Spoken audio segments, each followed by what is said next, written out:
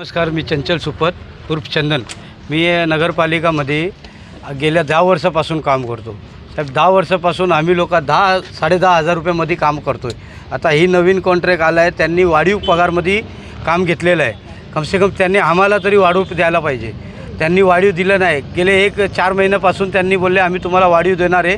17-18 पगार जे आलेलं आहे शासनाकडनं ते तुम्हाला देणार. ते सांगून त्यांनी आम्हाला 1 महिना आम्ही केला काम, त्यांनी पगार दिला नाही. ते दिला नाही म्हणून आम्ही 1 महिना अजून केला तरी त्यांनी दिला नाही. आम्ही नगरपालिकेत बसलो मीटिंगमध्ये, डेप्युटी CEO बरोबर, परत अकाउंटंटबरोबर बसलो. आम्ही मीटिंग केली. मीटिंग केल्यानंतर त्यांना सांगितलं का आम्हाला एवढा पगार भेटतो. ते लोक नगरपालिकाचे अकाउंटर साहेब कधी ते चेक पण करत नाही आहे का यांना PF वगैरे किंवा जे शासनाकडनं आलेलं पेमेंट आहेत तो भेटतो का नाही. तर न विचार करता न काय करता ते त्यांना बिल पास करतात. तर ते बिल पास करायचं कारण काय. आम्ही तुमचे कर्मचारी आहे नगरपालिकाचे, कॉन्ट्रॅक्टरचे आम्ही कर्मचारी नाही आहे. कॉन्ट्रॅक्टरनी आम्हाला फक्त सांभाळायला घेतलं आहे. त्यांनी आम्हाला द्यायला पाहिजे तेवढा हक. हे कर्तव्य नगरपालिकाचं आहे का यांना एवढा पेमेंट जातो का नाही ते त्यांना बघायचं आहे. ते न बघता ते त्यांचा बिल पास करतात बरोबर आहे.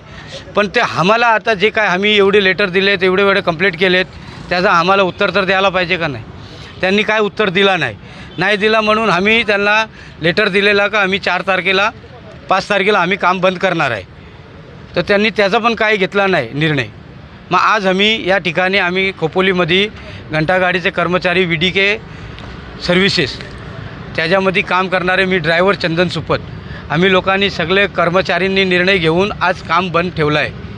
आणि उद्या पण जर यांनी आमची मागणी पूर्ण केली नाही तर काम बंद उपोषण करणार आहेत. माझं नाव प्रशांत जाधव.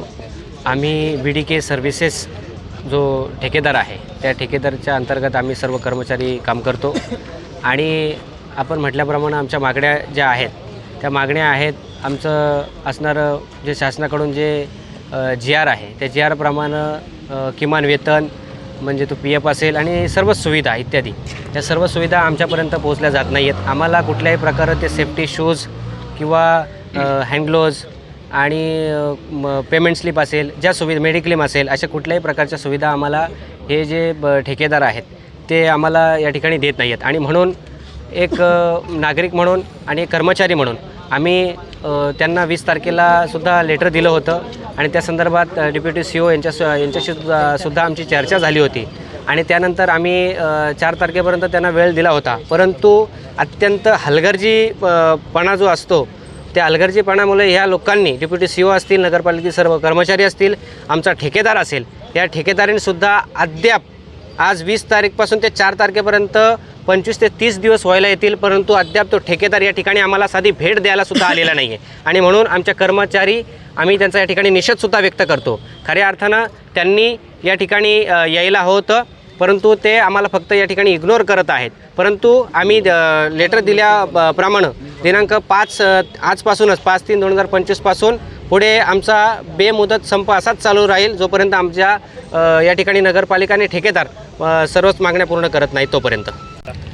मी एक ड्रायव्हर आहे आणि खऱ्या अर्थानं या ठिकाणी या सर्व गोष्टीची नागरिकांनीसुद्धा खऱ्या अर्थानं दखल घेतली पाहिजे. कारण आम्ही आपल्याला नागरिकांना सेवा देत असतो आणि सेवा देत असताना आमच्यावर होणारे अन्याय अत्याचार याची दखल असणाऱ्या प्रत्येक या खोपोलीतल्या नगरपालिकेतल्या सर्व नागरिकांनी घेतली पाहिजे अशी या ठिकाणी मी त्यांना विनंती करतो.